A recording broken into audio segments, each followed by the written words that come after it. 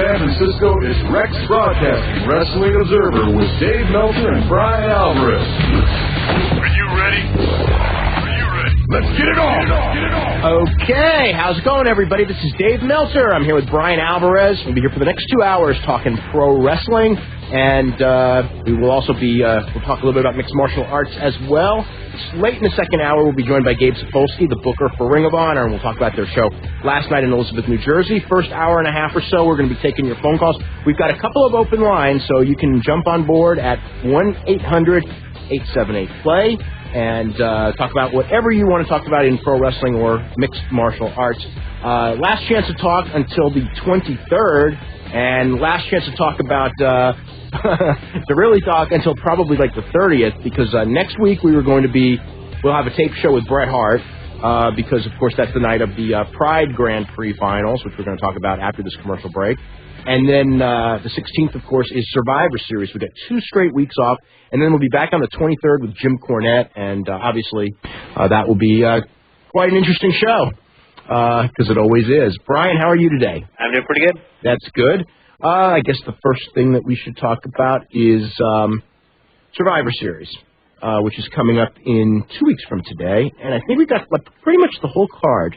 I'm guessing, being that, they're doing elimination. The elimination matches probably have to go about 20 minutes.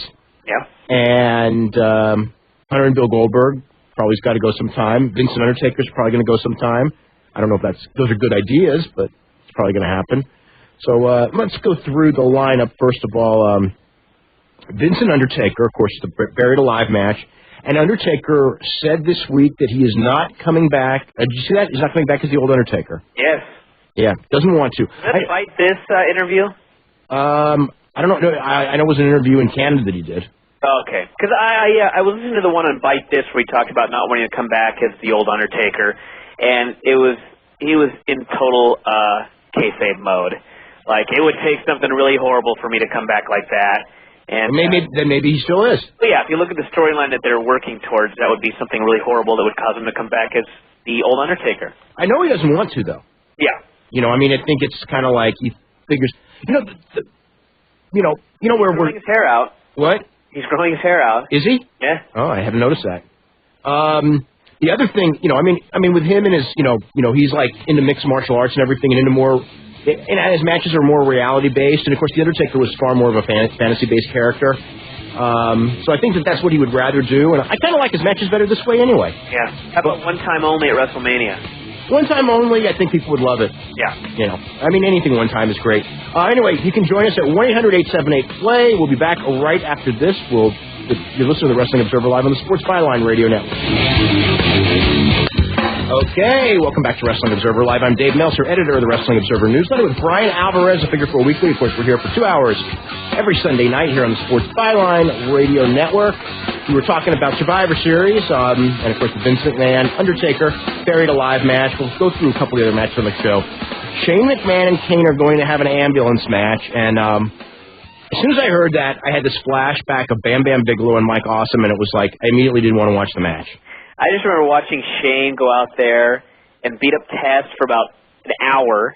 Oh, that never ended. Oh, God. Then he called out Kane for another hour. You know that it was only 6 minutes, that Shane Test match? Was it really? It was only 6 minutes. It's because the nature of that match, which was Test would, do something, and then they would stop, and he would call for Kane to come, and Kane would never come.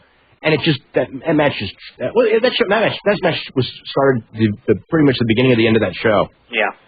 And then after all that, Kane finally comes out, and Shane promises that someone will be hospitalized, and the crowd just sat there like, we've both seen you both hospitalized numerous times in this feud. And come back 2 weeks later. Come back, and who cares? Yeah. It's the ambulance match, great. Yeah. So, anyway, Triple H and Bill Goldberg for the championship. Let me see. I don't think he's going to be back this week, will he? No, he should be back in another week, Triple H. Great. Yeah. Bill Goldberg's going to be back tomorrow night. What? I also liked how Batista was the guy that took out Goldberg, yet Hunter gets the match. Well, that's been the match all along. I know, but that's lame. Why not hold off the Hunter match later? Let Batista do his match at Survivor Series. Well, they'll probably. I wouldn't be surprised if they do Batista and Goldberg next Monday. I don't think they'll do it this week. That'd be too soon, but next week. Rushing things. Well, you got all that TV to fill. They're always rushing things. John Cena's turning, probably Tuesday. Right. So, talk about rushing things. Matt Morgan was on TV last Tuesday. We didn't even know that one was coming. On Thursday Night SmackDown, tape Tuesday. And Nathan Jones.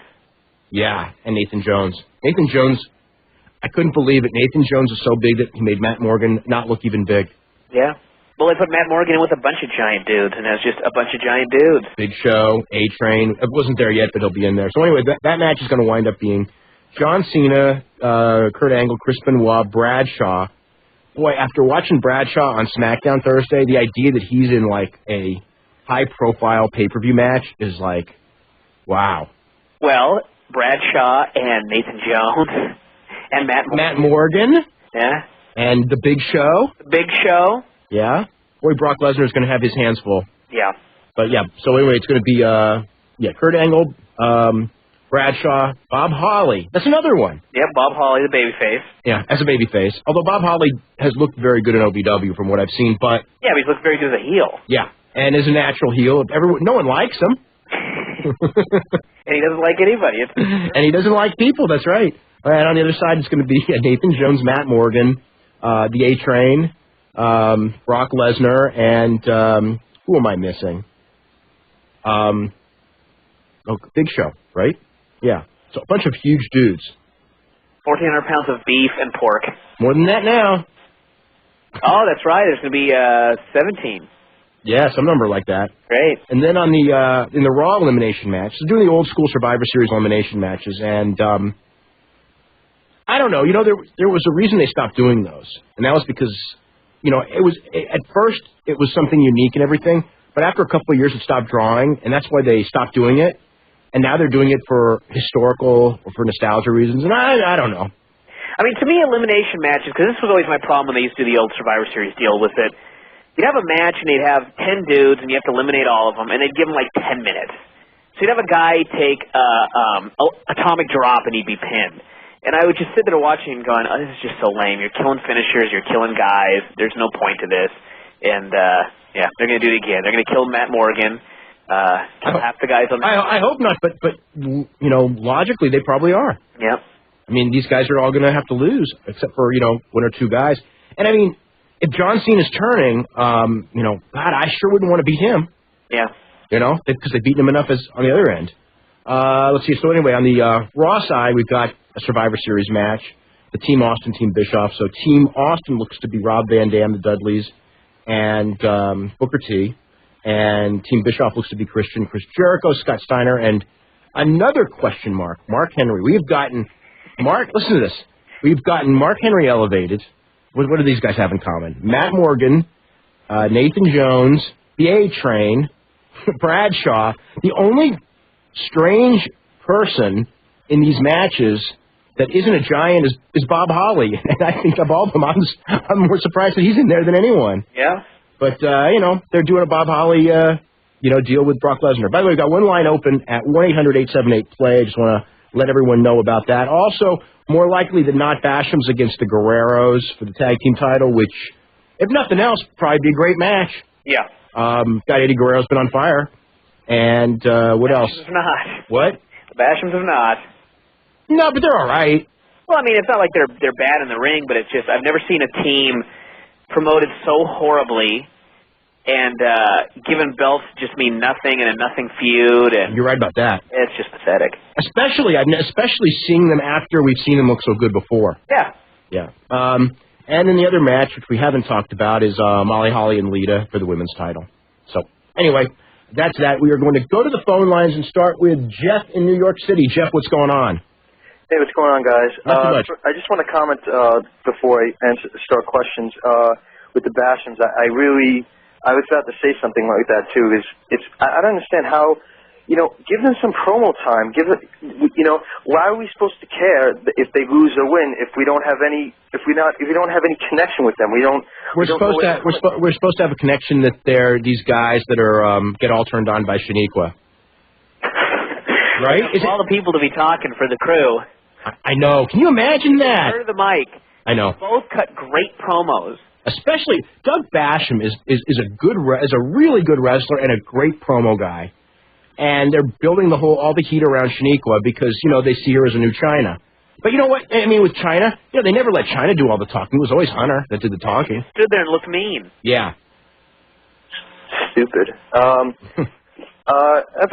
first question I have is about RVD. I was actually listening to Bite This. It was actually a pretty good Bite This because they were not too much hayfabe. RVD was very candid, save for a few comments. Having said that, I'm curious how do you two feel about RVD and his candidness? How he just doesn't. It's as if he doesn't care if he loses his job or not. Well, I'm sure he doesn't want to lose his job, and I think that he probably feels frustrated. When we used to talk to the WCW guys on this show, they used to complain left and right. I was amazed at how much they did complain, and I think that it's just an example of how frustrated Rob Van Dam really is. The fact that he would complain publicly, and that no one's. I guess no one's even come down on him for it, which is also surprising. Well, I think that's why he's done it, because he's been publicly complaining for a long time, and really nothing has happened except for the occasional 2-week burial. Yeah. He's used to anyway. So. And they can't bury him for that long. They can't bury him for that long because there's not that much talent on the Raw side. He's got to be kept. They're not going to make him super strong, but they can't bury any of those guys because the depth isn't there right now. Yeah. So maybe he sees that. It's possible. I just wanted to further comment on that. It's interesting, as I haven't watched Bite This in a while, and they were saying, concerning RVD that, there are reports that, he already signed a contract. Not true. And, yeah, it's not true. And I was wondering, typically the WWE, they're always shoot down all these wrestling journalists saying, these rumors are not true. And I'm wondering, who are they talking? Because as far as I only really pay attention to you and the Torch a little bit, but I mean, what are these sites that are saying? I don't know, because there's a million sites out there, and I never look at any of them, so I don't really know. I have people asking me about rumors day in and day out, and I would say 70% of the time when it's something that I haven't heard first, it ends up being untrue, but 30% of the time it's true. So, you always try to check. But a lot of stuff, I don't even know where it comes from. Sometimes it's just, sometimes I can figure out how it's going to come and where it's going to come from, and then sometimes it just comes out of nowhere. I remember reading, a week or two ago, that Rob was unhappy and he wasn't going to sign his new contract, and, then he was on the radio and pretty much shot that one down. That they hadn't even started negotiations anyway. I think that they've talked to the point where it's like, we need to start on negotiations because his contract's up in, I think it's up in the summer. Yeah, because it was a 3-year deal and he signed it in 2001. Wow. So. Just got another question for you guys. Batista was saying on their show again, they asked something about arm wrestling, who would win an arm wrestling match between him and Lesnar. He basically said that Lesnar's the strongest guy he's ever been in the ring with. He would rip his arm off. He shouldn't have. That's uncool for his character to say that, even though it's, I would say, being that if him and Lesnar had an arm wrestling match right now, he'd probably tear his tricep out. Realistically, so it'd be a bad idea. Yeah, no, I was just gonna say, because he said that, that's such an amazing thing. As big as he is to say, do you think how well do you think Lesnar would do if he was trained for mixed martial arts? It depends on how well he got adapted to striking and being able to take a strike. And look at how fast he adapted to pro wrestling. Yeah, so that tells you pretty good. But he didn't want to do it. Because we talked to Lesnar on the show before about mixed martial arts, and he didn't like the idea of it. And if you don't like the idea of it, he probably wouldn't adapt that well. Yeah. You have to have that mentality like Mark Coleman has, where you're a gladiator, not a wrestler. Yeah. Or Don Fry. But physically, if he could learn strikes and defense, wrestling wise, he'd be better than almost anyone out there right now. So he probably could do, he had a base. I think wrestling's the best base to have to start with. But wrestling alone isn't going to do it anymore. There was a time, 7-8 years ago where it would. We're going to go ahead to a break now, Jeff. Thanks very much. Okay. We're back with more. You're listening to Wrestling Observer Live on the Sports Byline Radio Network.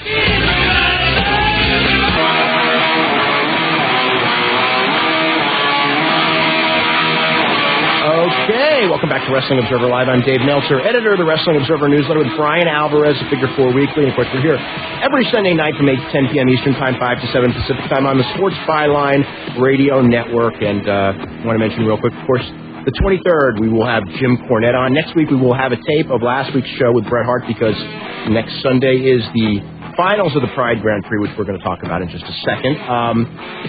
Of course, if you are interested in the most up-to-date wrestling information, you can always go to www.wrestlingobserver.com. We update with news. We have all the TV reviews and things like that, as well as information on how to get a subscription to the Wrestling Observer newsletter, which is the most in-depth news on pro wrestling anywhere in the world, or Figure 4 Weekly that Bryan puts out every week, which is definitely the highlight of my week, or one of the highlights of my week, is reading Figure 4, especially the Frank Gotch section. Which is usually just hilarious, as well as just, you know, the TV reviews. The highlight of me writing it. Yeah, the TV reviews. I mean, the EMLL TV reviews are awesome, you know. Hey, by the way, have you seen... have them? What? When we have them? Yeah. I heard that this week's EMLL was, like, really good. Great, because we didn't tape it. You didn't? What happened?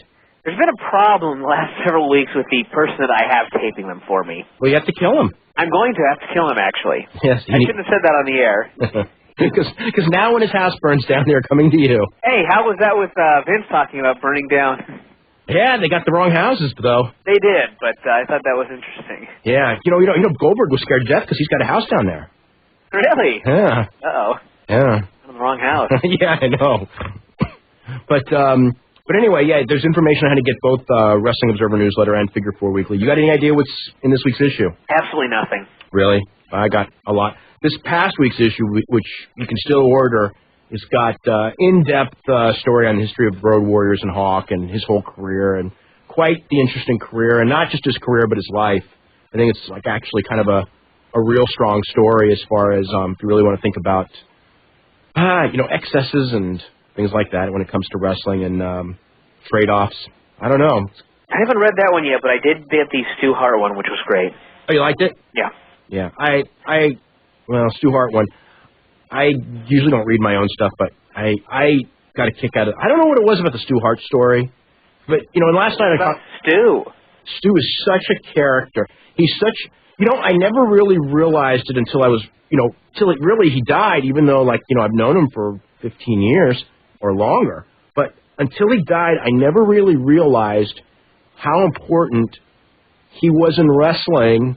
Yet you can't really say why, because it's not like, he was not the main event wrestler that, that most legends, when we talk about like the Sheik or any of these guys were, or Lou Thez or Freddie Blassie. He was nothing like that. Yeah. I mean, he was not, a promoter like Vince Jr. or Vince Sr. or Sam Mushnick or Paul Bosch or anything like that. I mean, he was he had a territory that had its good years and its bad years. But, I mean, he was just such a colorful figure, and the story of Stampede Wrestling was so interesting. The ups and the downs and just the people he got started. I was so disappointed. A lot of people liked Confidential last night, and the guys who they had talk, for the most part, which was Chris Benoit, Chris Jericho, and Lance Storm, I mean, they talked so reverently and so, especially Jericho was just so, you could just see he was so happy to talk about Stu Hart. It was like when he was growing up in Canada, it's like Stu Hart was like this mythical figure, kind of like he was to me, to be honest. And, Benoit, it's different. Benoit was like a father figure. I mean, Benoit was just sad, and, Benoit just loved the guy. And Lance Storm, living in Calgary, Stu Hart, that's like, one of the most famous people in the city. And so they were interesting, yet at the same time, when it was over, because they did a very short segment, I was thinking, they need to do the whole hour on this guy and really tell the story, because, the story about, stretching guys and just his whole life. I mean, even just the stuff about, how many people know the story about, Stu, was going to go to the Olympics in wrestling and it got canceled because of World War II. Yep. I mean, people don't even realize that stuff. Yep. And Hawk, the Hawk thing is so sad to me. When all is said and done, it just really is, because,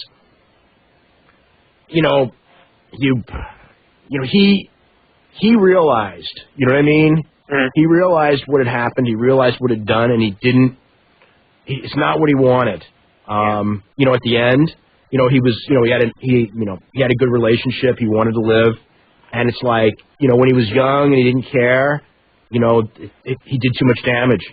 And it was just too late. It was too late to turn it around. Yeah, when he got the scare with all the health problems, but when you get the scare, you've already got the problems. Yeah, and the lesson is that all these guys today, it's probably not too late for the majority of them. But I think it's not too late for except for the older guys. I think it's not too late for most of them. Yeah. Yeah. But I don't. But it's not like they're going to go, oh, look what happened to Hawk. I better change my ways. No one will, because no one did for any of them. Yeah. I mean, they're just going to go, well, he did so much, and he did. He was a wild man in his day. Anyway, we got one phone line open. I really wonder if it'll ever get to the point where this happens, and I know it's happened with alarming frequency. Like, what was it, 100 in like the last 3 years, or some incredible number we had? Oh, a death? 5. I mean, but the number is just, whatever the number is, it's just too many. Yeah. But I wonder if it will ever get to the point where it's just like everyone finally wakes up. Now, I got a question, being, with the thing that happened in Florida, with the bus. There was a steroid, a guy who was posing as a doctor who was arrested on Friday, and according to the police, some of his clients were well-known wrestlers. None of the wrestlers were named. And of course, there's the famous bust that's going on right now here in the Bay Area, which is mainly, track stars. But, I mean, there have been baseball players linked to Victor Conte. And then there's the Tim Sylvia story as well. Mm-hmm. And, I mean, the whole steroid issue is so, I don't know, what's the word? Weird.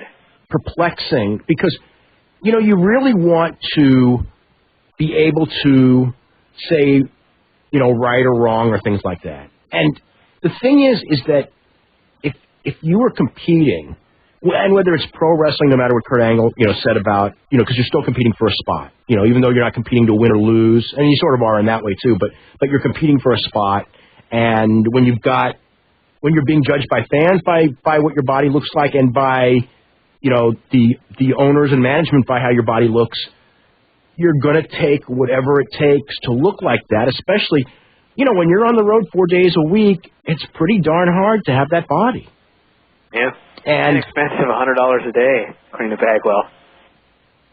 Yeah, okay, but no, but the thing is so there's, you and I and most everyone listening to the show understands that there's certain things that wrestlers do, and they do it because it's kind of like, there's a lot about the profession that's not healthy. The bumps aren't healthy, look at all these guys with broken necks. That's probably worse than steroids, and it's different. I don't want to say better or worse. It's different. Yeah. In track, all of those guys in track, whether you're in baseball, everyone wants to be the best they can be, and these things work. Yet at the same time, they're illegal, okay, and they're against the rules of the sport. So everyone kind of knows that there's like a hypocritical game going on, in that you are encouraged to do them. In wrestling, it's not as big a deal because they're not testing. So you just do it. In these other sports where they test, you take these, designer steroids that don't make it on the test, or you learn to, get off in time to have clean urine at the time of the test, or whatever the game is that everyone is playing. And sometimes guys either are stupid in how they do it, or just unlucky in how their system kicks up the steroids, and they get caught. And, they get branded as cheaters, and it's I don't really, they're just, I know what you're trying to say. Yeah, I just think it's so sad, because, like, with Tim Sylvia, it's like... Like, Tim Sylvia is 1 out of 100 that happen to be on steroids. But like, look at Tim Sylvia, okay, it's like what, half the people, if not more, in Pride, which never gets tested, are on him, and UFC, where they only test the championship fights that are held in Las Vegas. They don't test them in any other city. It's like, to me, it's like, it's like, okay, we test championship fights in Las Vegas so the guys know, okay, I have to, if I'm fighting in Vegas, I have to, have a clean system. It's like if I'm in a title match. If I'm in a title match, exactly. Like Tim Sylvia, just as a perfect example, he won the championship, I think it was in Atlantic City, so he wasn't tested. So we don't know, like he can say, well, I was clean when I won the championship, and he very well may be, but we don't know. Yep. And even if he had passed the test, we don't even know. Anyway, I'm going to We're going to go ahead to a break right now. We're going to come back. We're going to talk about Pride and also start taking your phone calls as well. You're listening to Wrestling Observer Live on the Sports Byline Radio Network. Okay, welcome back to Wrestling Observer Live. I'm Dave Meltzer, editor of the Wrestling Observer newsletter with Bryan Alvarez of Figure 4 Weekly. And I think the one thing that the last, the different news articles on the steroids in all the sports have really, gotten in my head is that, for the rest of our lives, this is going to be this game that's played. Yeah. And, it almost raises the question of, if designer steroids are getting to the point now where they can't be detected on a test, I mean, maybe... why not just let everybody do it? Then what happens if all these other sports turn out like pro wrestling? Well, they already are, really. Not to the extent. Okay, the one thing that... But how do we know that? Oh, no. What I'm saying is nobody, because they're not dying. We don't have the... but think about this, though. Think about this. We don't have the deaths in the other sports that we have in pro wrestling. And maybe steroids are not to blame. Maybe it's other drugs because... But I mean, the point is, what if they are, and what if, we just go like professional wrestling, and it's just we can't stop it. It's all hypocritical anyway. Let everyone do whatever they want. And then 20 years down the line, this generation of baseball players, this generation, you know what I mean? All of a sudden, you know what I mean? They start dying at 45. What happens then? Think about this, though. Wrestling is, a lot of it is built on an image, okay? And it's also fake. So therefore, a guy could start in 1975 and start taking steroids then and have a 25-year career and be on steroids the entire time. And then when he gets off, because he's used to having this image, he stays on them to keep that image. Whereas in sports, you may have a shorter career because you're in an actual athletic endeavor. Like these UFC guys aren't going to have 30-year careers. Oh, God, no. And they're using this to boost athletic ability when they're doing the sport, and theoretically, when they're no longer doing the sport, they won't have the need to do this. So they may not have the level of problems, and you know what? And you're probably right. They probably won't, except for the bodybuilders. Yeah. Who were whatever. Did you see the pictures from Mr. Olympia, by the way? Yes, I did. Those are. I saw last year's Olympia, because it was on pay-per-view. And this year, obviously, I guess we know how well it did since this year wasn't. But I saw those pictures of Ronnie Coleman, and it was just oh my goodness. It keeps getting bigger. I've never seen anything like that in my life. Yeah. And I've seen this stuff since I was a kid. Anyway, let's get to the... And the other thing is, it's almost...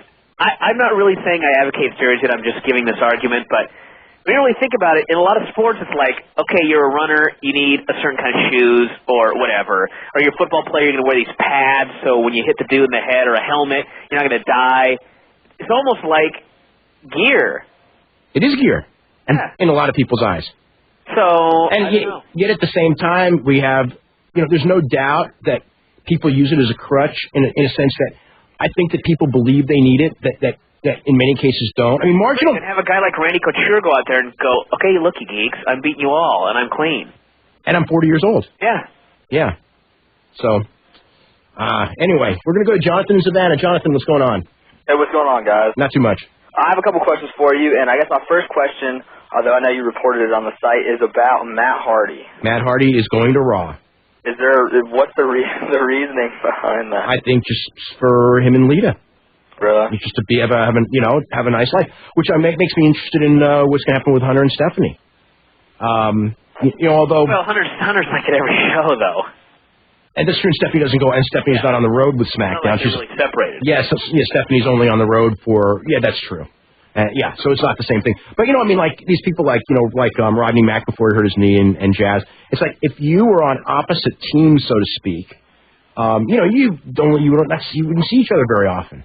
And I think it's just good for their personal lives and everything like that. And poor Shannon Moore though.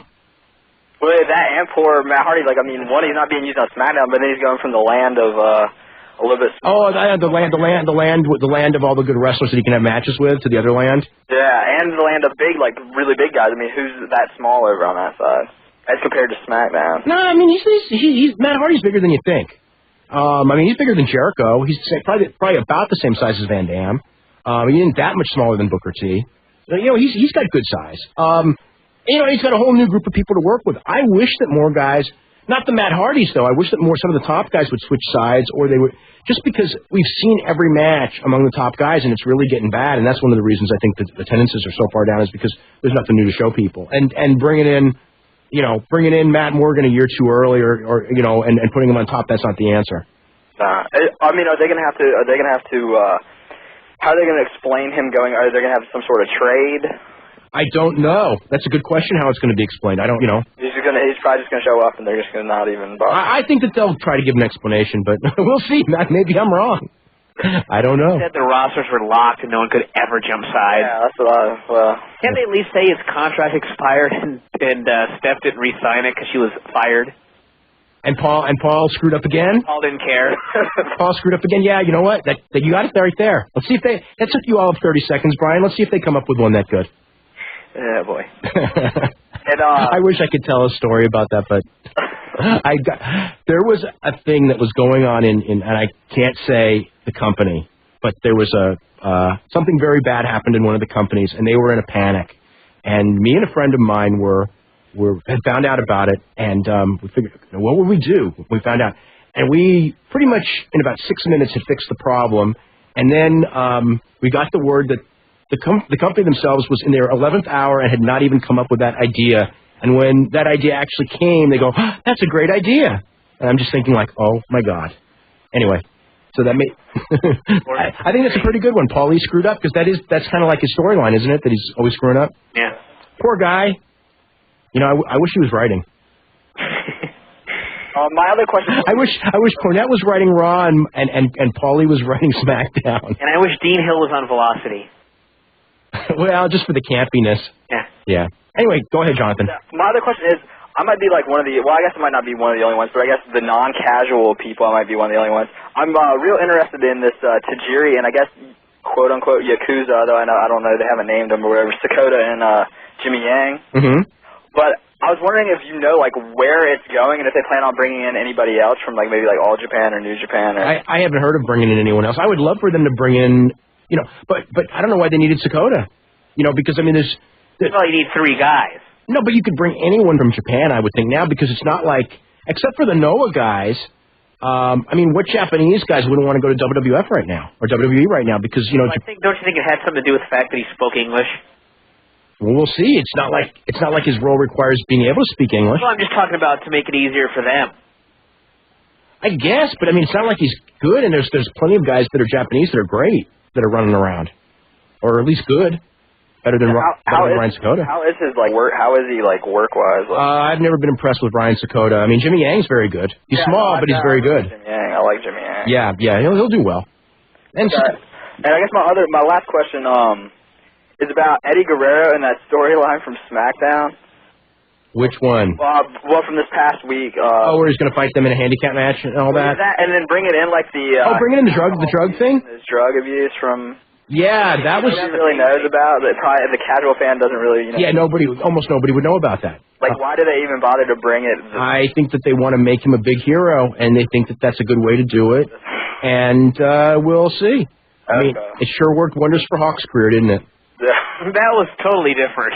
I know it, because Hawk's career was going to be over either way, whereas Eddie... Well, and Eddie's a super wrestler right now, yeah. Eddie at least is portrayed as a man who beat drugs and alcohol. You're right, yeah, not someone who's in the middle of it. Trying to commit suicide on the Titantron. Yeah, you're right. And maybe it'll work. The people were really into that interview. God, too much talking on that show on Thursday, though. But it pulled a good rating, so whatever.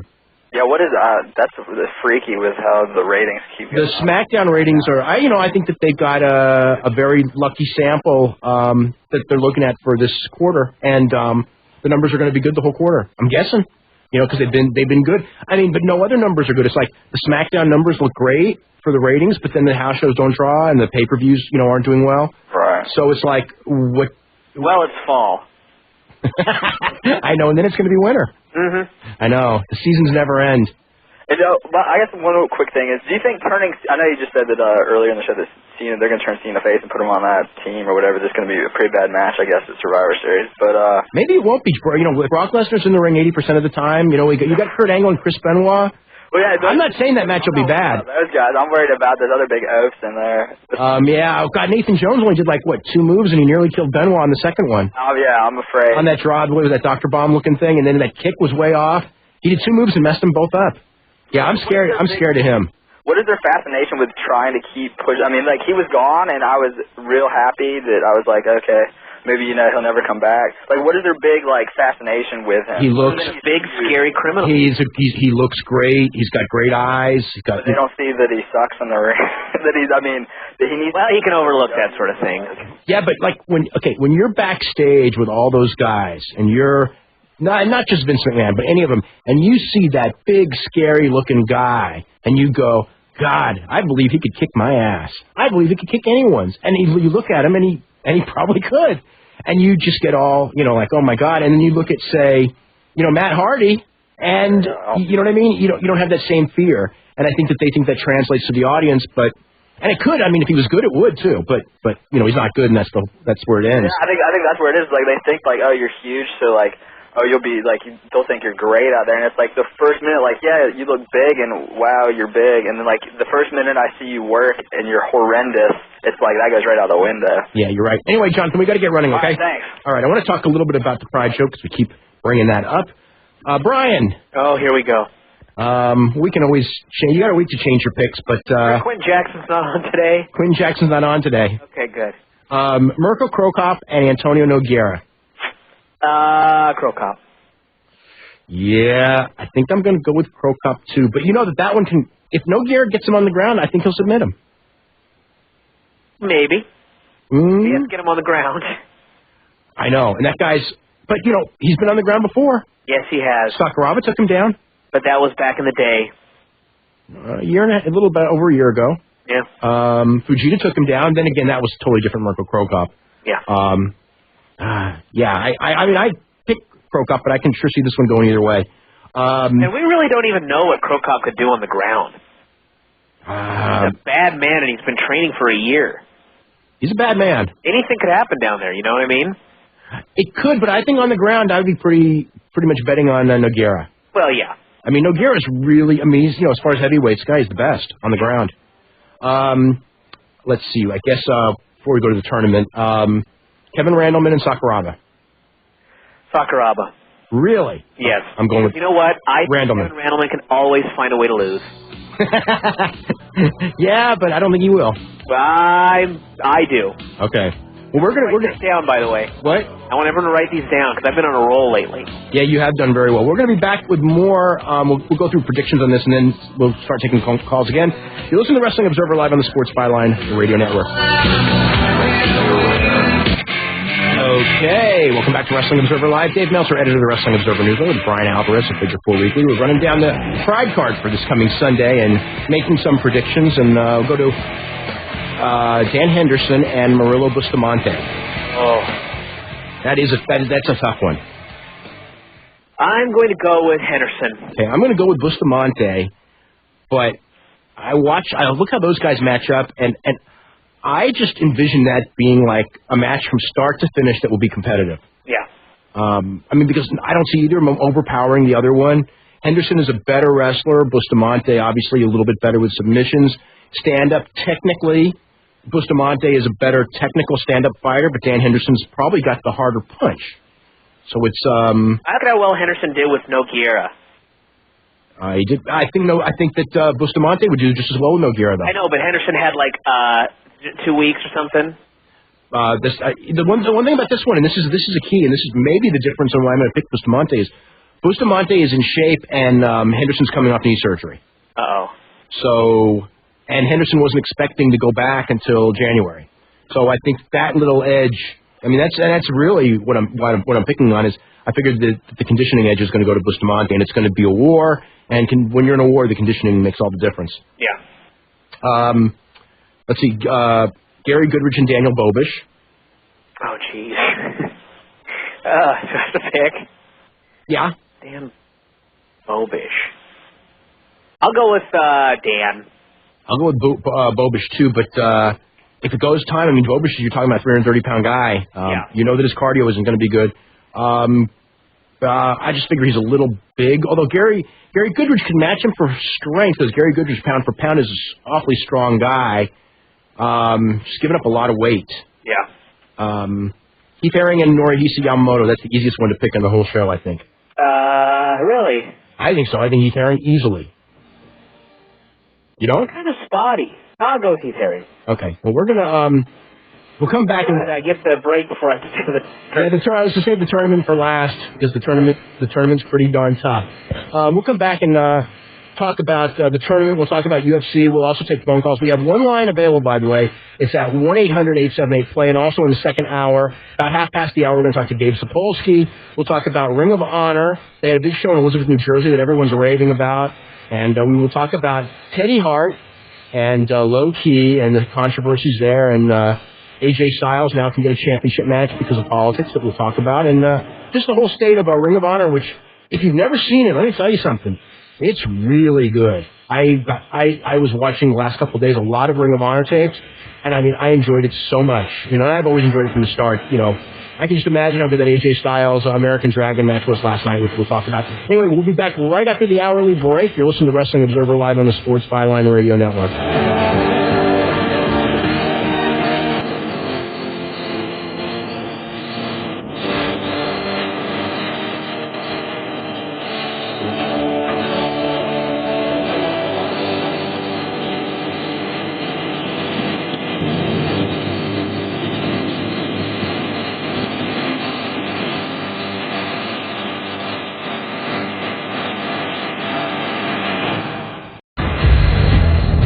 Welcome back to Hour 2 of the Wrestling Observer with Dave Meltzer and Bryan Alvarez. Are you ready? Are you ready? Let's get it on! Okay, welcome to the second hour here on Wrestling Observer Live. I'm Dave Meltzer, editor of the Wrestling Observer Newsletter with Bryan Alvarez of Figure 4 Weekly, and we're here every Sunday night from 8 to 10 p.m. Eastern, 5 to 7 p.m. Pacific Time. We're going to have Gabe Sapolsky up in about 25 minutes talking about the Ring of Honor promotion, and we're going to finish our discussion before we get to the calls and talk about the tournament with the Final Four. It's Vanderlei Silva against Hidehiko Yoshida and Chuck Liddell against Quentin Rampage Jackson, and then the two winners fight, or if one of the winners is injured, the winner of the Dan Henderson-Murillo Bustamante match will go into the championship. And this is a very difficult tournament to pick. So difficult that I'm dreading picking it, and I'm going to do it in just a second. But anyway, we'll start with Silva and Yoshida. Bryan, you're going to go first.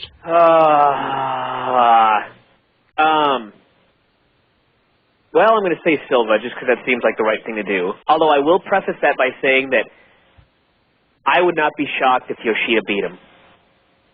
I wouldn't be shocked. I don't think it's going to be the upset that a lot of people say. The deal is on this one is that if Silva, if he can't stop Silva's strikes initially, he will be overwhelmed.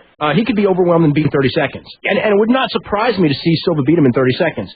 Now, if he could get inside and lock him up, in like a lot of trouble. Silva could be in a lot of trouble because he can take him down. And if he does take him down, he really can control him on the ground. I mean, I saw what he did with Don Fry, and he controlled the guy on the ground. Yeah. And he's very strong. And Bob Sapp strong. I'll never forget that.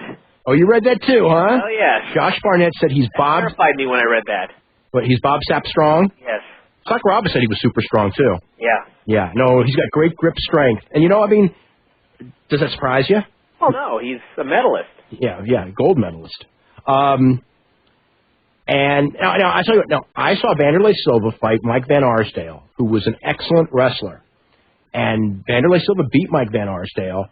And that's, when Yoshida's head is down, he's not used to getting kicked like a football.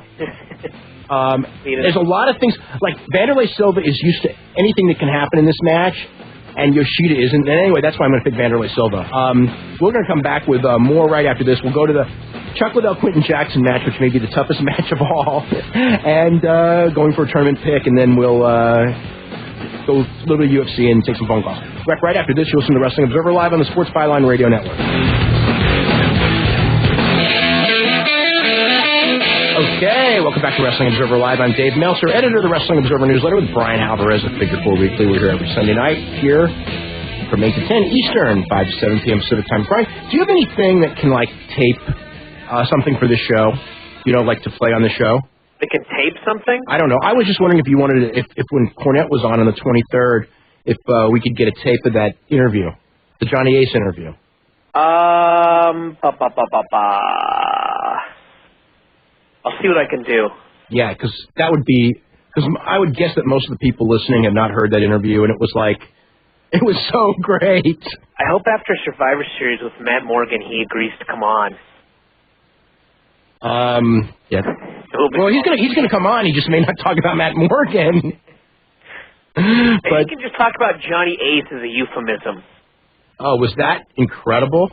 I just gotta tell you that was, we always talk about like a lot of the stuff on Ohio Valley being some of the best stuff of the year, but that's right up there too. Yeah. That Jim Cornette Johnny Ace interview. Anyway, we were talking about the tournament, and we were actually getting into the hardest match of all, Chuck Liddell and Quentin Rampage Jackson. What's your thoughts? Jackson. I agree. And I was going back and forth on this, but I just think that Jackson's like, he's more explosive, and it's almost like they're the same fighter in a lot of ways, but I just think Jackson's going to beat him. And I think that also if they do happen to go to a draw, then Liddell might be right about how he's not getting the win. If it's a close one, he's not going to get it, I don't think. Yeah. He would have to totally dominate him, and I do not see him totally dominating Quentin Jackson for 15 minutes or whatever it is. It's 15 minutes. Now, the one thing about this fight, and I mean the last Chuck Liddell fight really showed, Chuck Liddell can take a punch. Yeah. And Chuck Liddell can throw a great punch sometimes when you think he's beaten. That loopy thing. That loopy thing. I mean, if Quentin Jackson is not careful, in 15 minutes he's going to get tagged at some point. Yeah. If he is careful, I think he might win. Okay, so now we've got most likely Vanderlei Silva. Since we both agree on Vanderlei Silva, and we're both going to agree on Quentin Jackson. So where do you go? Oh, I am going to go with Vanderlei Silva. Because I think that if Vanderlei Silva wins, he's going to win quickly. And I don't think Quentin Jackson is going to win quickly. I don't either. And thus I think that Silva will be fresh and angry, hungry, and he'll overwhelm him. Boy. Boy, oh boy, oh boy. I may change my mind on this one. And Dan Henderson wins the finals over Yoshida.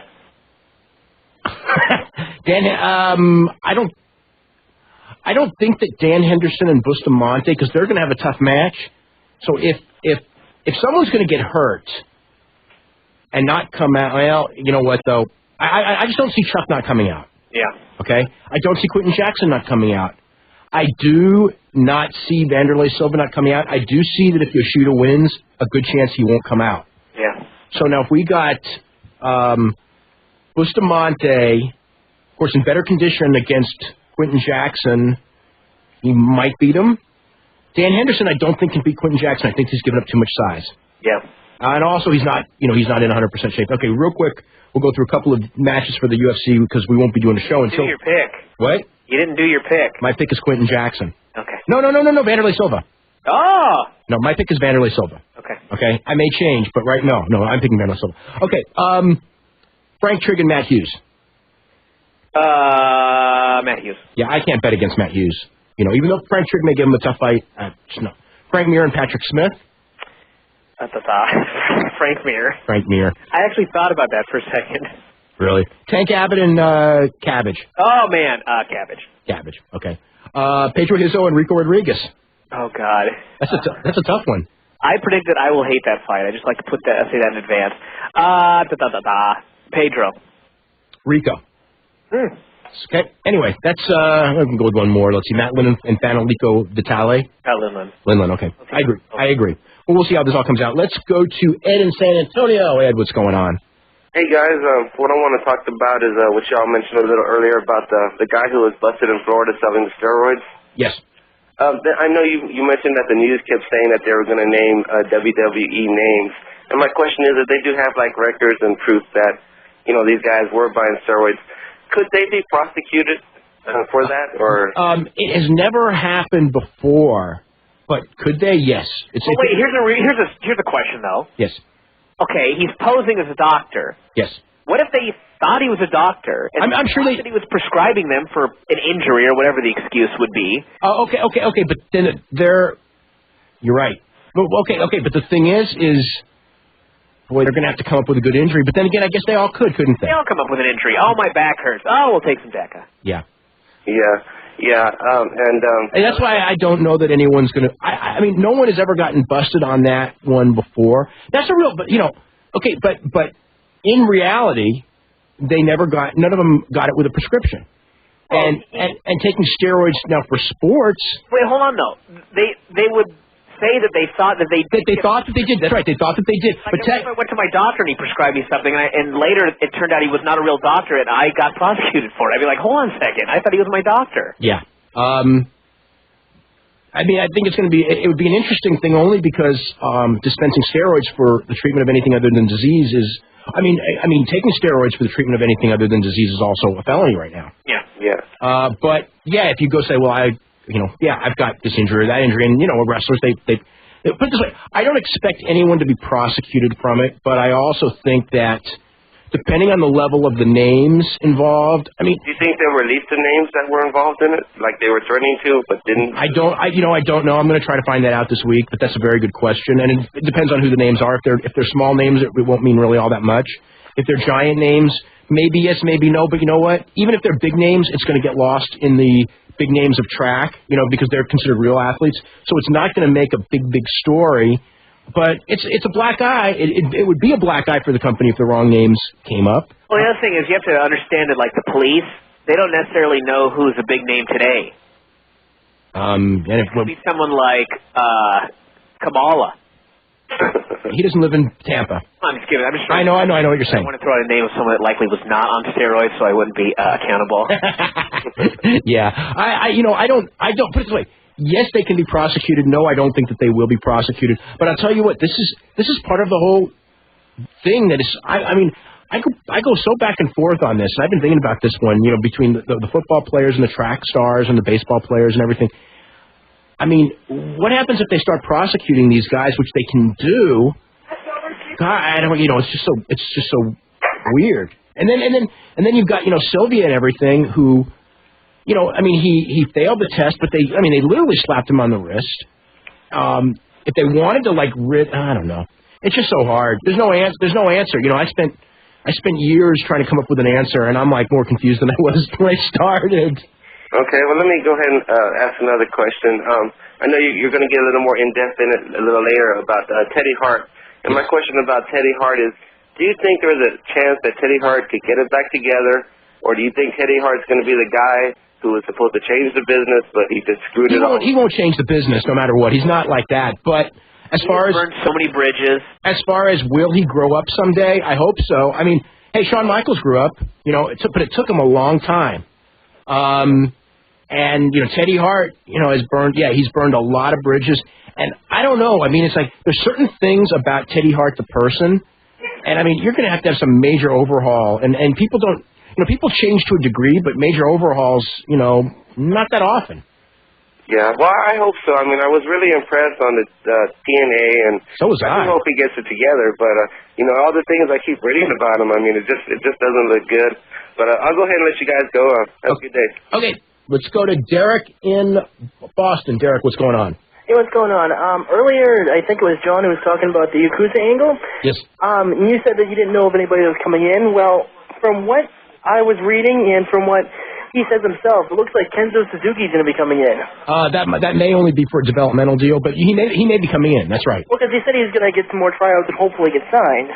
But well, if he gets a lot of tryouts and they actually watch the tryouts, he would need to be in Ohio Valley. I think so. But I don't know what to say. I mean, but yeah. I mean, they're considering him. He's been talked about.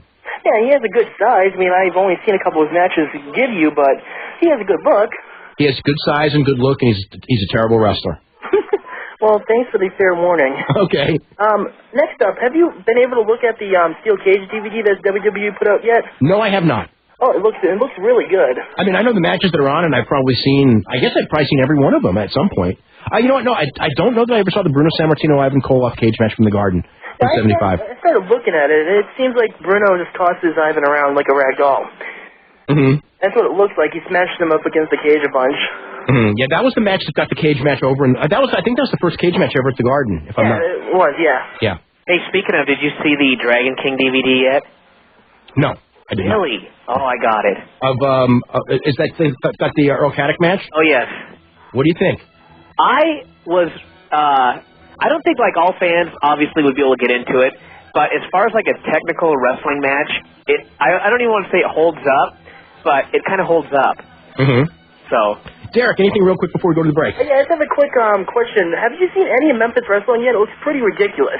I actually have seen 2 shows, and Jimmy Hart is tremendous, but the show is horrible, except for Jimmy Hart and probably Jerry Lawler, because Jerry Lawler is a great talker, but the wrestling is pretty bad. Well, what happened last week, I guess they had Rocky Johnson challenging Mabel to a boxing match, and Coca Beware running out screaming like an animal. Yeah, Rocky Johnson and Mabel are going to have a boxing match on the 29th. Can you believe it? Rocky Johnson's, he's got like 62 years old. Yeah. Anyway, Derek, thanks very much. Okay, you can join us, by the way. You can call in at 1-800-878-PLAY. We'll be back with more right after this. You're listening to Wrestling Observer Live on the Sports Byline Radio Network. Okay, welcome back to Wrestling Observer Live. I'm Dave Meltzer, editor of the Wrestling Observer newsletter with Bryan Alvarez of Figure 4 Weekly. And if you're looking for the most up-to-date wrestling information, you can always go to www.wrestlingobserver.com. We've got updates every single day, plus information on how to get both the Wrestling Observer newsletter and details of what's in the new issue of the Wrestling Observer newsletter, as well as the new issue of Figure 4, always up on the site. And those are the insider publications. A lot of people who listen to this show, an awful lot of people listen to the show, get both of those newsletters, and we'll talk a lot about different things that are in there. We are going to go to Jason in Calgary. Jason, what's going on? Hello. Hello. How are you doing? Doing really good. I've known Ted Hart for like 8 years. Yes. I have no idea what's going on in his head, guys. Nobody does. Like, what happened with yesterday? He did a bunch of moonsaults and stuff after the match? Well, actually, GABE SAPOLSKY is going to be on in just a couple of minutes, and I'll let him, describe it since he was there. But the gist of it was that he had an incredible match, and then he and Jack Evans, who's another Calgary guy, stole the show. And then they were supposed to lose, they lost, and the Backseat Boys won the match, and they were supposed to have been beaten down. Not the Backseat Boys, but Teddy and Jack Evans, and Teddy got up and started doing moonsaults, and then threw up in the ring, and I think part of it with Ted is he's been so groomed, and so it's been drilled into his head that you're going to be a star, and he can be. I mean, he's got the athletic ability to be a star. Athletic ability, he's got the moves. I'd like to see him put a bit more wrestling in with the moves, but any big profile match he's had, he's pulled it off. His match against Sabu in May here was mind-blowing. His match against TJ for his first Ring of Honor show was absolutely incredible. The problem is he believes his own hype, and I think he gets carried away, and I think that's part of the problem. Well, believing your own hype in this business is death. It is very much so. I hope it doesn't kill the chances for other guys up here in Calgary, because there's a lot of talented guys. Ask Gabe if they're going to bring back Jack, because I hope. I think they already said they were. Yeah, I think that they were real impressed with him, and he didn't get painted with Teddy's brush. Put it that way. Yeah, and I don't want to see that happen to a lot of guys. I hope there's so much talent up here in Calgary, and unfortunately it's not noticed. I know, because you're so far away. The one thing that I don't understand when it comes to Ted, and I don't know him personally, but I know a lot of members of his family. Is like, you would think. The one thing like Bret Hart, Bret Hart was known for logical wrestling, and they come from a family, where the old time Stampede wrestling was logical, make sense wrestling, and you would think that he would have that indoctrinated in him, more than the crazy stuff. Owen Hart did a lot of the crazy stuff, but Owen Hart had great wrestling matches and could do it all. Teddy, I know he's got all of the athletic ability, but his thing is he does stupid things. I don't understand why. Well, he believes, like, he gives a tagline on the past, present, and future of this business, and I go out and kill myself every night for the fans, and I think that's part of what he gets carried away for, because he gets into it. The fans are cheering for him and popping for him. he wanted to give him something. I guess the same thing happened in TNA. Instead of selling the top rope booby driver, he got up and did a backflip, and that's part of the problem. I know there's been other stuff as well from talking to people. I just think it's sad because he's got so much talent, and to see that going downhill, to see him blowing opportunity after opportunity, and what he doesn't seem to realize, TNA, Ring of Honor, he's supposed to be on this tour in Hawaii coming up. AJ Styles, Chris Daniels, those guys are on these shows. He's making a fool of himself in front of people who could influence where his career goes. And the guys who are going to be his, the guys who, if he's going to make it, they're going to be his opponents. And I mean, here you've got this guy, with all the talent in the world, and WWE has already decided, I mean, I'm not saying 5 years from now they may not change their mind, but they've decided pretty negative on him. Okay, Ring of Honor makes that decision, TNA makes that decision. It's like, then, he shut out from the United States. There's there's nowhere else you're going to get exposed, practically. And from my understanding, he's been trying to get in Japan, too, and hasn't had much luck with that. Well, he does something like, in Japan it'll be difficult because the crowd won't react in the same way. But, I mean, if his reputation keeps him from getting Japan, I mean, then, was he going to be in Calgary for life? Probably. And, I mean, there's a lot, like TJ Wilson, one of the most down-to-earth guys you could ever meet. It wouldn't surprise me if guys like him surpassed Ted. Just as talented without the ego. And, TJ pretty much grew up with a heart. So, and it's funny how they grew up together. Same thing with Harry. I mean, Harry Smith, 6'5", 220 right now. The day he in a year or two, he's going to be signed to a contract and he's going to be a monster. I can guarantee you that. Well, we all know if Harry can go. Harry will get a WWE developmental contract just because of who he is. I mean, not even talking about his size, because there's a great story there if it works. And they all know him. They want it to work. And if he can do it, he'll be in the WWE because of who he is. And and Teddy, has pretty much burned a bridge. Yeah, I don't know. I hope he figures stuff out. And I wish somebody would just sit down and talk to him. I think he has a lot of yes men around him. And just say, look, you keep blowing this, and you're not. He wants to be a wrestler; it's his life. But I'll tell you what. Last night there were people who were talking to him, and he in his mind thought that they were jealous of him. Yeah, even though they were actually giving him the right advice. And that's Ted. He's always been very cocky. I mean, I've known this since he was a 15-year-old kid. And the funny thing is behind that arrogance, there is a really sweet, genuine guy. He's very spiritual. He has a good heart. The contrast between the two is remarkable. Mm-hmm. So I'm interested in hearing what Gabe has to say. I'm sure you probably got to let me go and get him on the show. Yeah, he'll be on in just about a minute or two. So I'm definitely looking forward to hearing what he has to say. Hopefully he can clear this up a bit. Okay. So thanks a lot, guys. Okay, very welcome, Jason. We're going to go to Ray in New Haven. Ray, what's going on? How's it going, Dave? Going good. I have a couple questions. First about the Road Warriors. I never liked the way Vince used them in the WWF. There's a lot of examples like with Rocco the Dummy and the Titantron, but even when he brought them in, Rocco the Dummy. Yeah, that's a good one. Yeah. Well, get ready for another Rocco. Yeah, I know. But the thing with the Road Warriors, and we've seen it with everyone. They were a creation of Ole Anderson, and they were a creation of Eddie Sharkey. They were not creations of Vince McMahon, and therefore, it's just the pattern.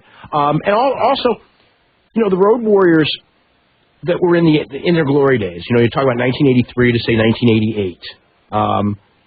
That act, I remember at the end it was kind of like, what do you do? They were running out of things to do with those guys, and once you start beating them, they're not going to be that special thing, but eventually they got to lose. And I think in WWE, they were past that period because they had kind of had that little bit of edge off of them. And then Vince, when he brought him in, he didn't let them be the dominant forces. And they were just, Vince's thing on tag teams was, tag teams didn't main event. So since they weren't main eventers, as compared to say the singles headliners, your Hulk Hogan's. And they didn't work with Hulk Hogan, like they worked with Ric Flair in WCW. They didn't get away with as much of the no-sell stuff, and so it wasn't quite the same act. He deliberately did things like Rocco and the Titantron just to sort of piss them off. The Titantron, that they were trying to get Hawk to quit. That was 10 years later. Rocco Rocco was one of those things where they were trying to WWFize those guys, and make them, I just remember, Animal doing the interview talking about the little doomers, and I was just going like, well, this is just great. I watched them, and I knew what made them, I knew what made the Road Warriors click, and going and doing interviews talking about the little doomers was not it, so. Who's a little doomer anyway? They couldn't be Little Warriors because Ultimate Warrior used to talk about Little Warriors, so it had to be Little Doomers. And they weren't the Road Warriors, and they weren't allowed to call themselves the Road Warriors anyway because of Ultimate Warrior. And because Vince didn't own the name Road Warriors. The other thing, have you read Steve Austin's book yet? Yeah, I read it from start to finish on Friday night in 4 hours. I heard that the only people, I read some of it, I heard the only people he talked bad about were Chris Adams and Owen Hart. Is that pretty much true? A little bit Shawn Michaels. He didn't talk back in the day or Shawn Michaels today. Oh, and back in the day. When Shawn Michaels was not wanting to drop the title to him, even though you know what I mean, when it was time. He didn't talk bad about too many people. He was very, Jim Ross ghost wrote it, so I think that was both good and bad. I mean, the good thing is that it's very accurate and it is very honest. The bad thing is that Jim Ross is the director of talent relations and Steve Austin is one of the stars of the company, and they wrote a book not to get anybody currently in the company mad. So, you just don't see anything about Stephanie McMahon. You don't see anything about Hunter in the book. I mean, almost nothing. Owen, even Owen, the stuff, the Owen stuff that he wrote, it was, and I don't know what Steve... Harsh. It wasn't as harsh, believe me. He was not nearly as harsh in that book about Owen as he was before Owen died. I mean, he was a lot more tempered and a lot more looking at Owen's side and kind of like Jim Ross in the book going, man, I wish I had just gotten the two of them together. I mean, he was mad about Owen and, in a sense, it was an accident and everything, but, Owen nearly ended the guy's career and nearly put him in a wheelchair. And it was, it's one of those things that happen and, he didn't do it deliberately. But I can see, where he would be mad and Owen never called him to apologize. Which just because Owen was, I guess, afraid to do it or whatever reason he didn't do it. I can see why Austin would be mad at Owen. He wouldn't work with Owen on the comeback.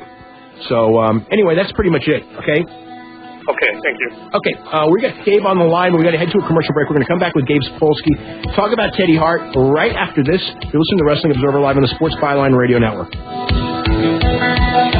Hey, welcome back to Wrestling Observer Live. Dave Meltzer, editor of the Wrestling Observer Newsletter with Bryan, Alvarez, Figure 4 Weekly. And also with us is Gabe SAPOLSKY, the booker of the Ring of Honor promotion, which if you have never seen it, you must. And from what I gather, last night's show was in Elizabeth, New Jersey, is one that maybe as much as any of the shows you put on is the one that you got to see. Yep, went very well. Thank you very much.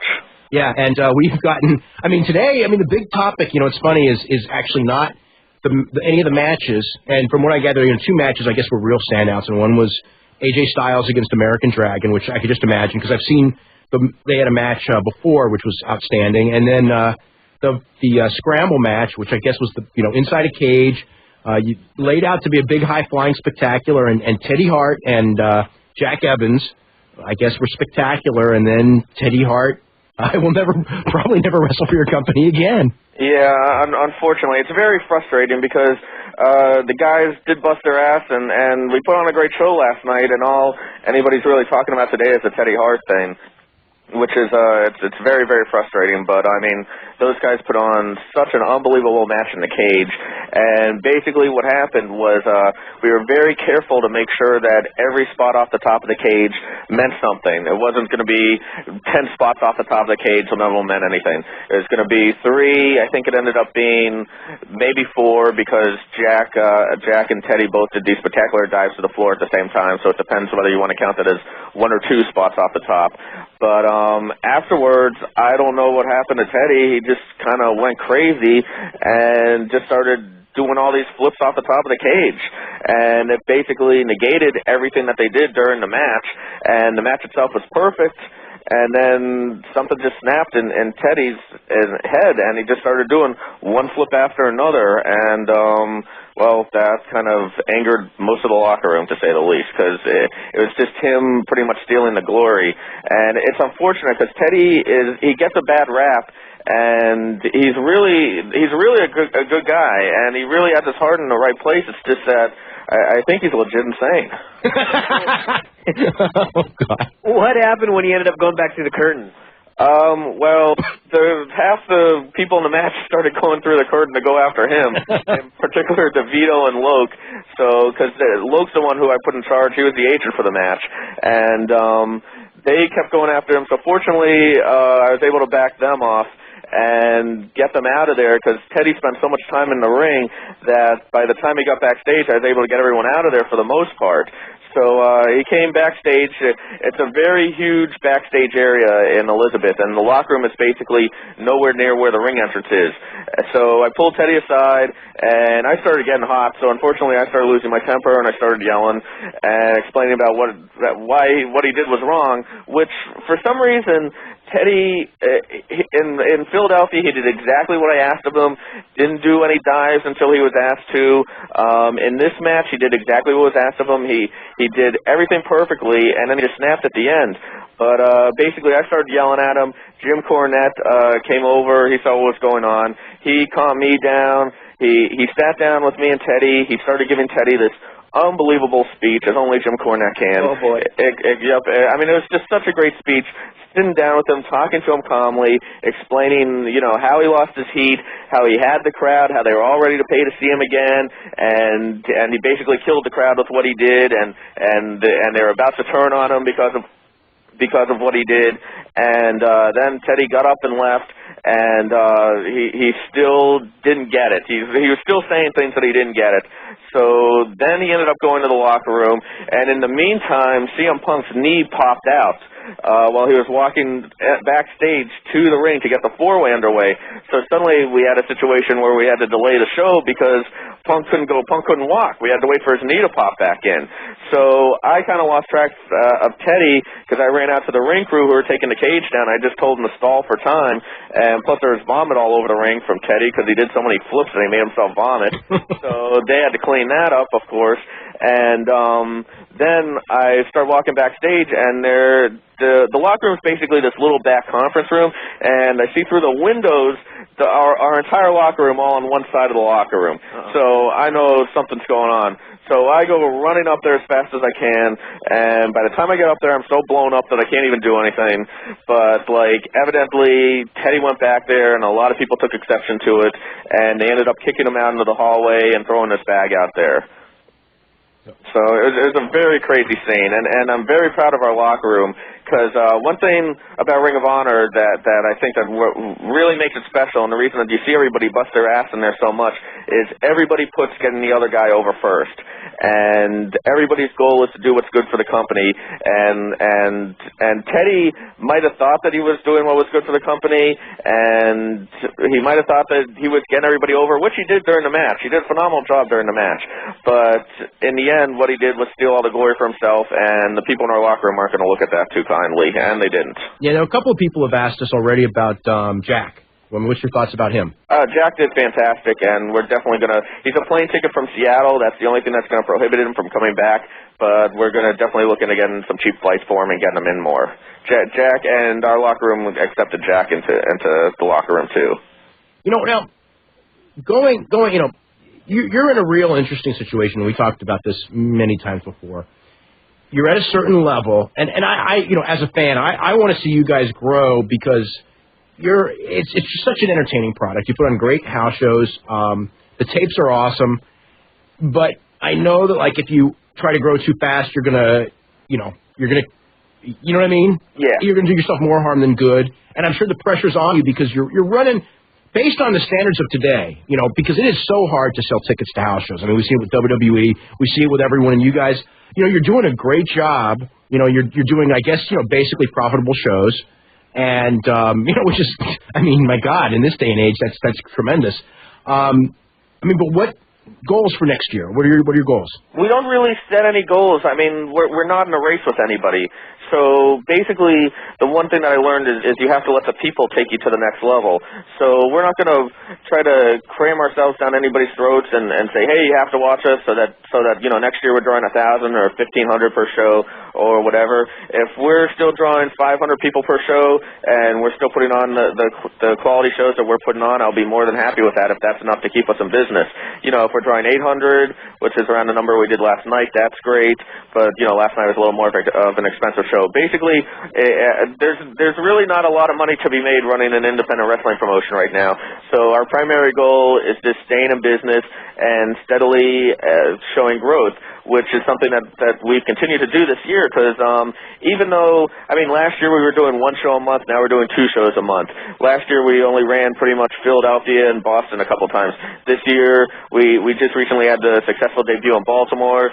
Things didn't go so great in Western New York for us, but we also had a terrible location and we rushed that show, so we learned some lessons there. And in addition to that, now we have Dayton, Ohio we can run on a consistent basis. We have Elizabeth, we have Connecticut, we have Boston, and of course Philadelphia, and you know we're looking to go into more areas. So basically, I guess you could say our goal is just to continually try to get into new areas and run a profitable show there and have another place to run. And if it gets to the point where we can do 3 shows a month, then that's great. If we're still doing 2 shows a month, that's fine. If we have to cut down to 1 show a month next year, that's fine. The key to success is staying in business, and that's what we're all about right now. Now, as far as you guys have exposed a lot of new talent and put on, you know, some really good matches.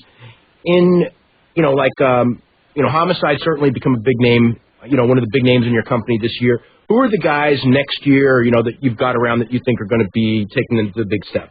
Well, there's 6 right now that I'm really concentrating on, and that's Jay and Mark Briscoe, who I love those 2, and they're absolutely phenomenal. John Walters is great. I apologize to him almost every time I talk to him that he wasn't pushed strong off the bat. I didn't think he was as good as he is, and he's great in the ring. He can cut a promo. He can pull off an angle. He's absolutely great.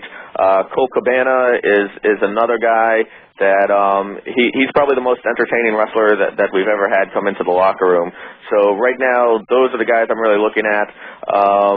CM Punk's been doing great for us. He was great this year. Bryan Danielson is coming back on pretty much a full-time basis starting on 12/27. And Bryan Danielson, if you thought he was good last year, he has gotten so much better. His match with AJ, he does the little things so well, and it was such a realistic match. Cornette went up to both of them after the match and put them over huge for just having such a great competitive wrestling match. So I'm looking forward to big things out of him next year as well. What do you think as far as is the key to your audience, and what is your audience? Our audience is basically wrestling fans. Real quick, just on the last question, I forgot 2 guys. The other 2 are B.J. Whitmer, who had a great hard-hitting match against Homicide last night, and Matt Stryker, who's just made such a steady climb, and he's a guy that I really think is about to take off.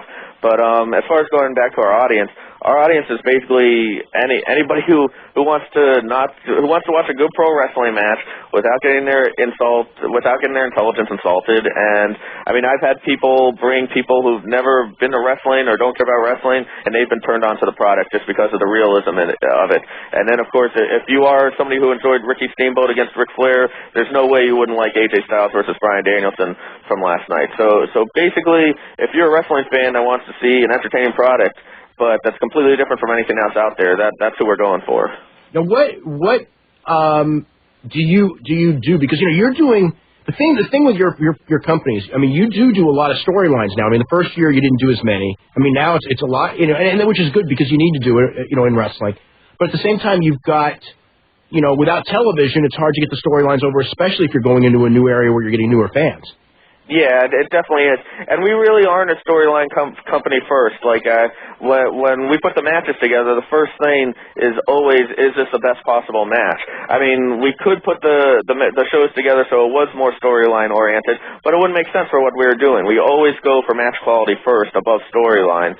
But, and again, you do need that storyline to keep hooking people in. But when you have guys like Steve Corino and CM Punk and Raven to an extent, I mean, these are guys that you can that can pull off great storylines. So it really depends. I mean, if you have a card full of people like Loki who's phenomenal in the ring but aren't so strong when it comes to storyline, you're going to have more of an in-ring kind of show. If you have more people like CM Punk and Steve Corino who are great in the ring but are also even more tremendous when it comes to promos and storylines, you're going to go to a more storyline-oriented direction. So it's really just working with the talent that you have. Okay, hold on just a second, Gabe. We got to go to a break, and we'll come back with Gabe Sapolsky right after this. You're listening to Wrestling Observer Live on the Sports Byline Radio Network.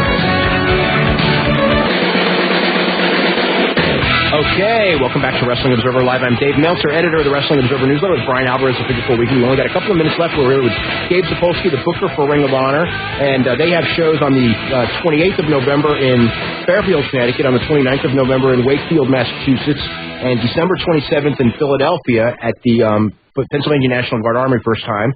Correct, Gabe? Yep.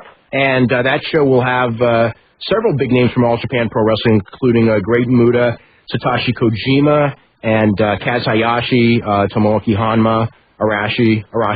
That'll be, in some ways, that's going to be, from an international basis, it's going to be the biggest show you put on. Yeah, without a doubt. It's going to be, the whole reason I think the Japanese are coming over is for media coverage. So obviously there's going to be a ton of Japanese media coverage there.